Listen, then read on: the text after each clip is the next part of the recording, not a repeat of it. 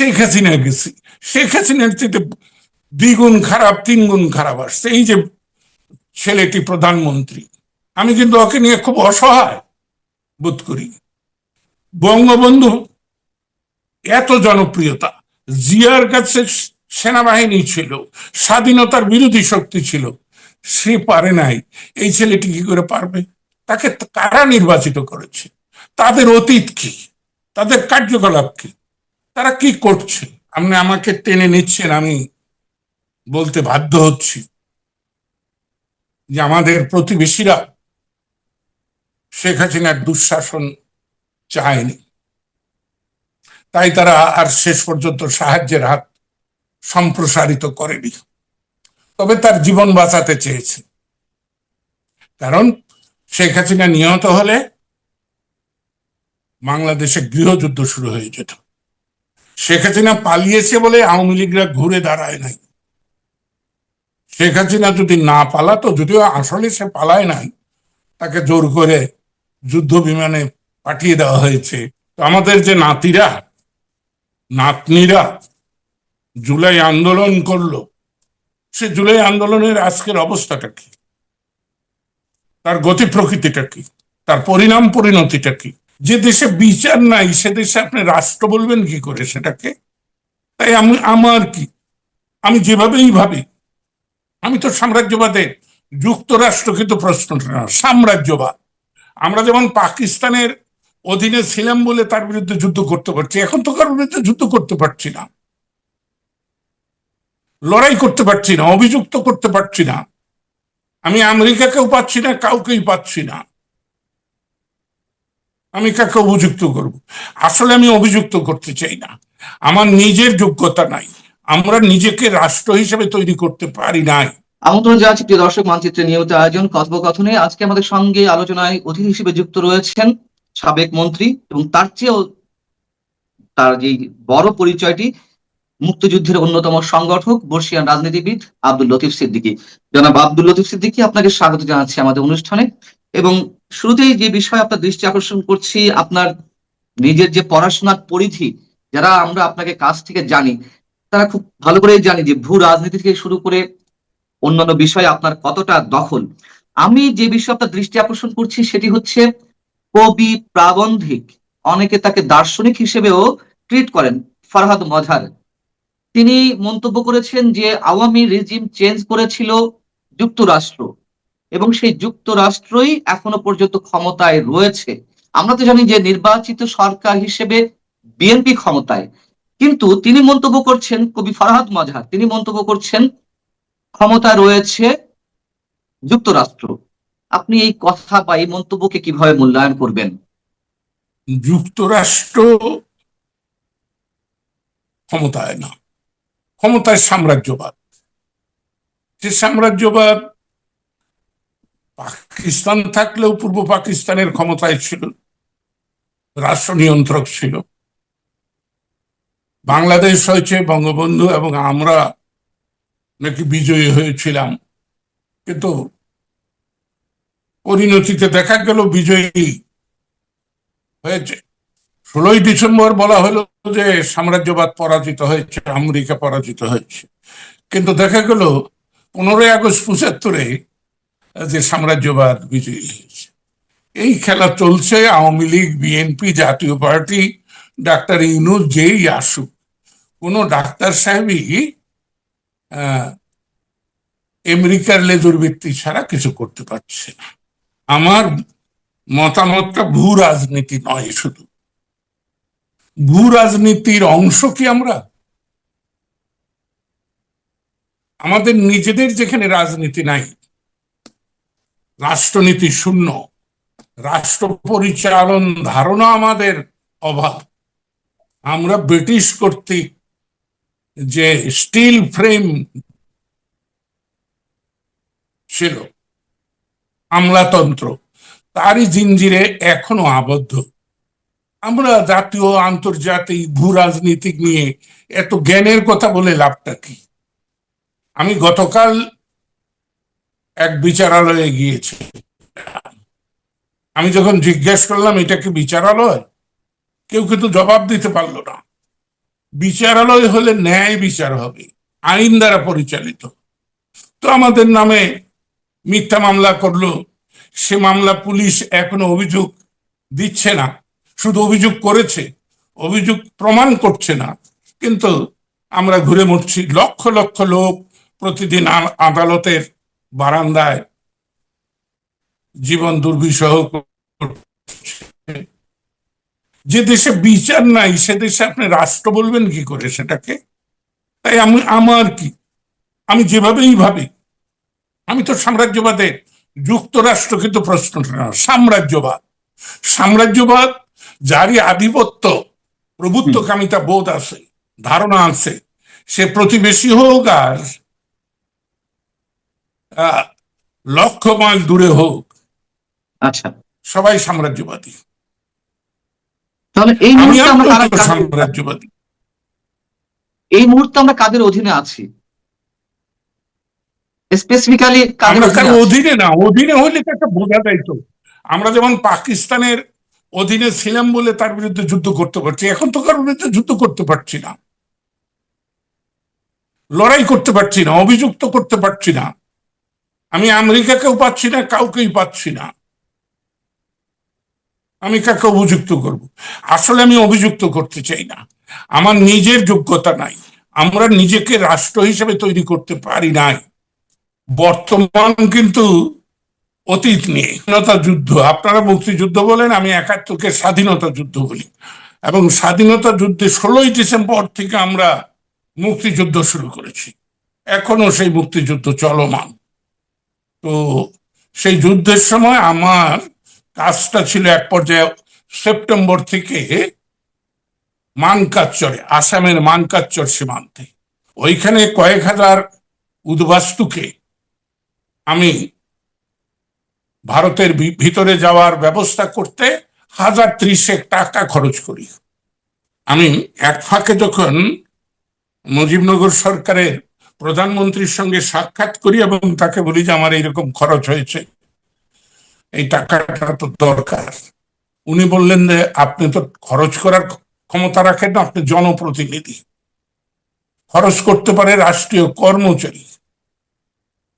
আমি কিন্তু তাজউদ্দিন ভাই আমার সবচেয়ে প্রিয় মানুষ, এবং আমি মনে করি স্বাধীনতা যুদ্ধে যতজন অংশগ্রহণ করেছে রাজনৈতিক নেতৃত্ব, তাদের মধ্যে রাষ্ট্রচিন্তক হিসেবে উনি ছিলেন প্রখর এবং প্রভাবক শক্তি। কিন্তু তারও মন মানসিকতার স্বভাব যে ওই যে ব্রিটিশ ধারা, ওর বাইরে তিনি যেতে পারেন নাই।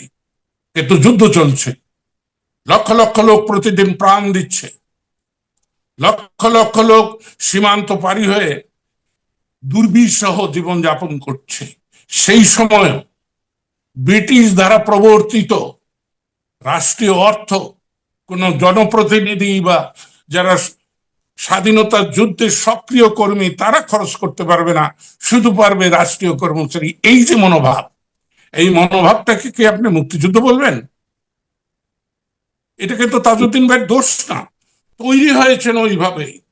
আজকে তো দেশে বিধিহীনতা, কোনো বিধি নাই। তাই আপনি যেখানে নিয়ম বিধি নাই, সেই ব্রিটিশ বন্দোবস্তই তো চলবে, সেই আমেরিকান বন্দোবস্তই তো চলবে। ব্রিটিশের সূর্য অস্ত গেছে, আমেরিকার সূর্য উদিত হয়েছে।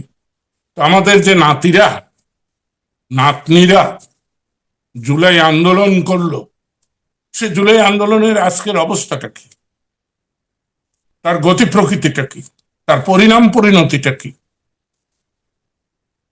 অতএব সবই ওই এক সুতোয় বাঁধা, বিভিন্ন নামে, বিভিন্ন আঙ্গিকে, বিভিন্ন চেহারায়, বিভিন্ন ব্যাকরণে বাক্য গঠন হচ্ছে, কিন্তু ভাব এক, ভঙ্গি ভিন্ন।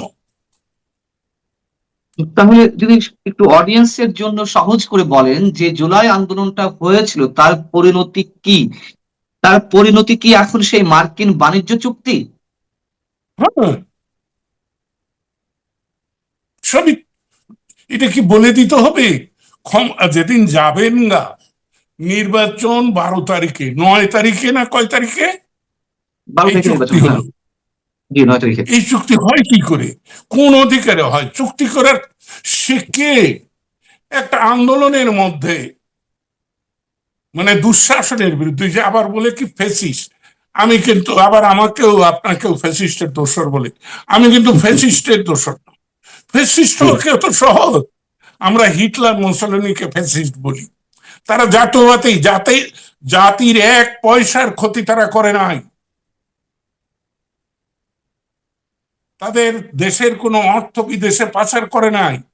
কিন্তু শেখ হাসিনার নেতৃত্বাধীন যে সরকার ছিল, ওটা আওয়ামী লীগের সরকার আমি বলবো না,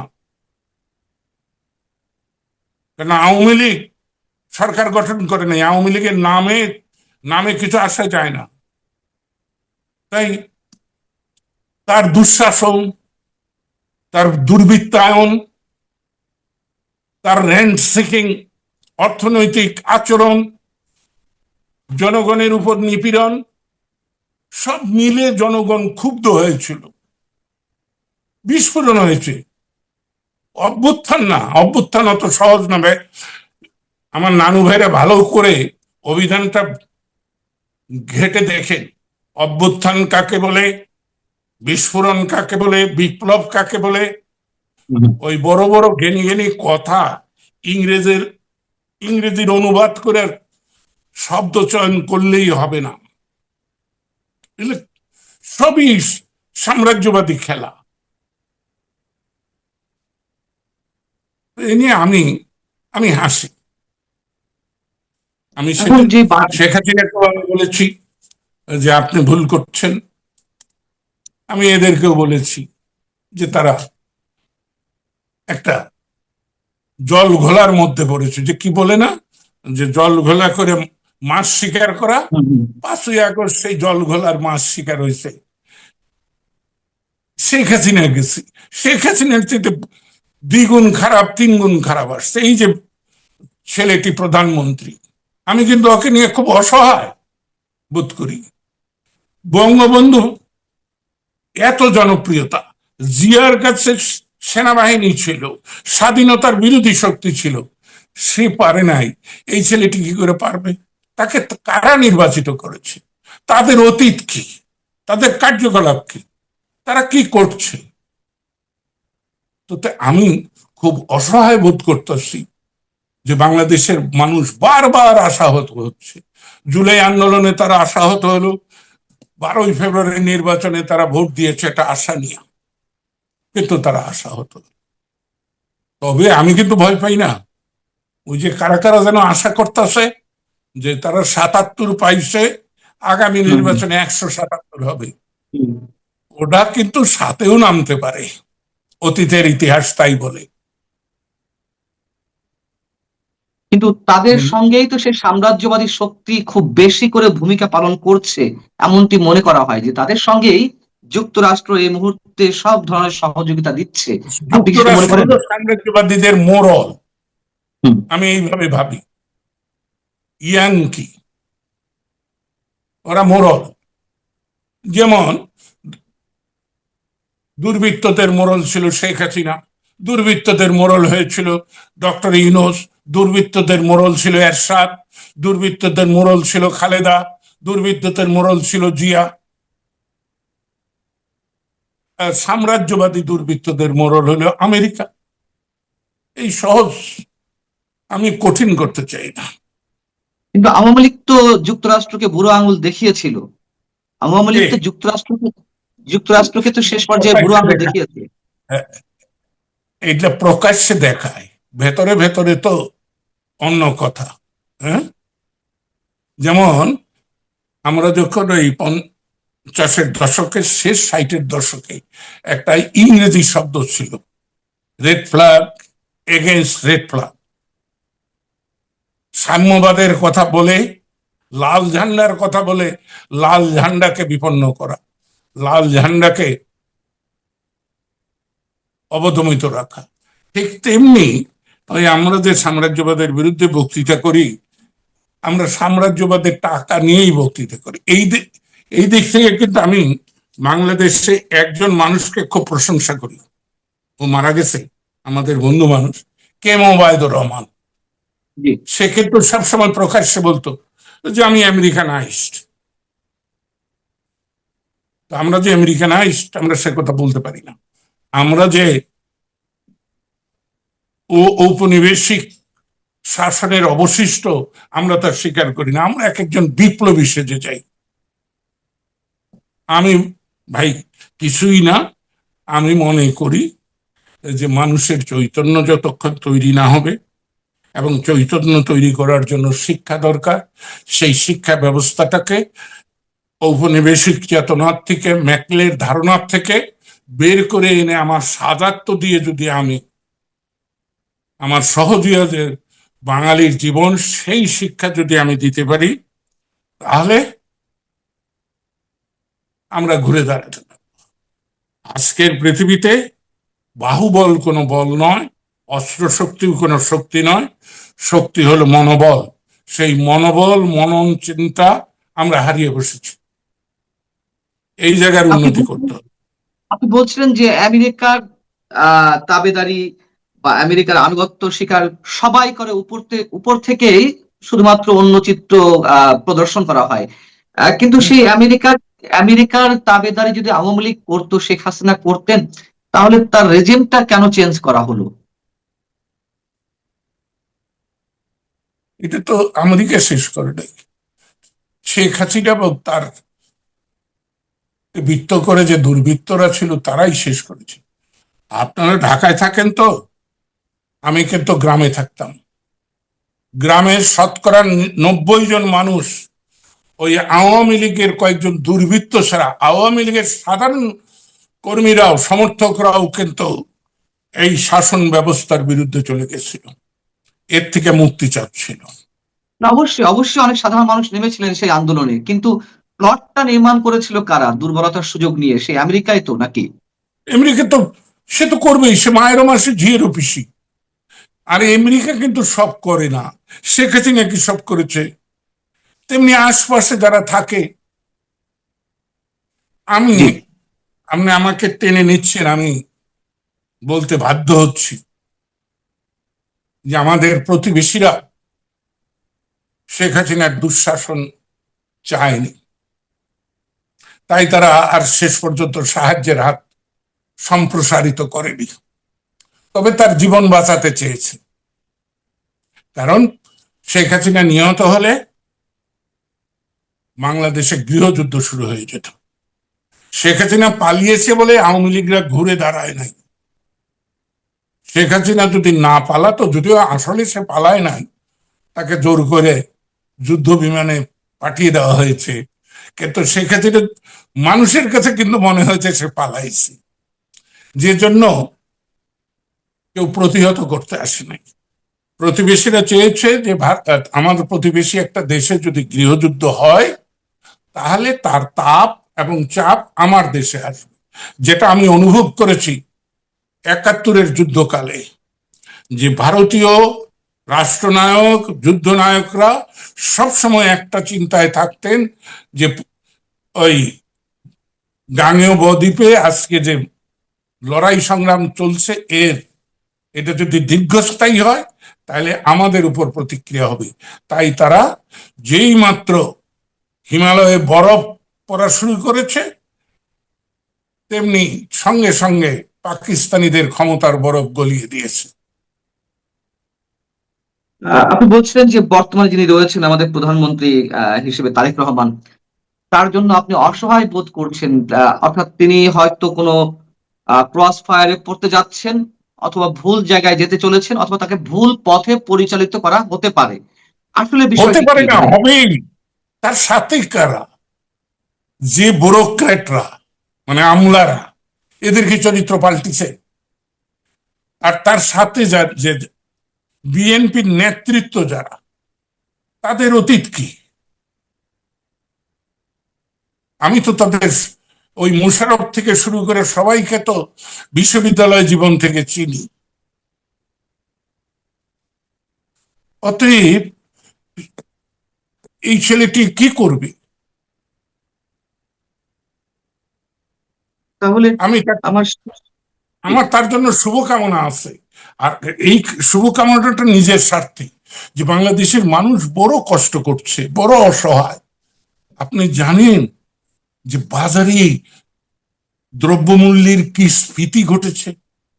জি। আওয়ামী লীগ আমলে বলা হয়, যেটা শেখ হাসিনার শাসন আমলে, এইটা বলাটাই সঠিক। তখন উত্তরবঙ্গ থেকে একটা ট্রাকে যেসব পণ্য আসতো, তার জন্য যে পরিমাণ টাকা পথে পথে গুণাগারি দিতে হইতো, এখন তার 3 গুণ দিতে হচ্ছে।